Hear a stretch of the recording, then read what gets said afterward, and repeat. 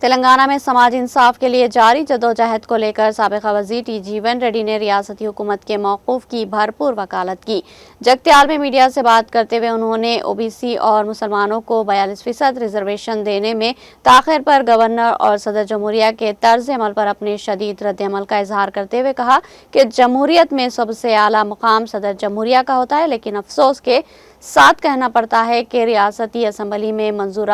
شدہ 42% ریزرویشن بل کو گورنر کے ذریعے صدر جمہوریہ کو بھیجنے کے باوجود 4 ماہ سے کوئی جواب نہیں دیا گیا۔ انہوں نے واضح کیا کہ اس 42% ریزرویشن میں او بی سی طبقات اور سماجی طور پر پسماندہ مسلمانوں کو تعلیم اور ملازمت کے شعبے میں بھرپور نمائندگی دی جائے گی۔ او بی سی طبقات کو مجموعی طور پر 36.20% اور مسلمانوں کو 5.80% ریزرویشن فراہم کیا جائے گا، جو کہ صرف مذہبی بنیاد پر نہیں بلکہ سماجی پسماندگی کی بنیاد پر ہوگا۔ جیون ریڈی نے انتباہ دیا کہ مقامی اداروں کے انتخابات میں تاخیر سے ریاست کو مرکزی فنڈ کی مد میں 1500 کروڑ روپے کا نقصان ہو سکتا ہے۔ انہوں نے صدر جمہوریہ اور مرکزی وزراء سے اپیل کی کہ ریاستی حکومت کی جانب سے منظور شدہ بل کو فوراً منظوری دی جائے تاکہ سماجی انصاف کی راہ میں حائل رکاوٹیں دور ہو سکے۔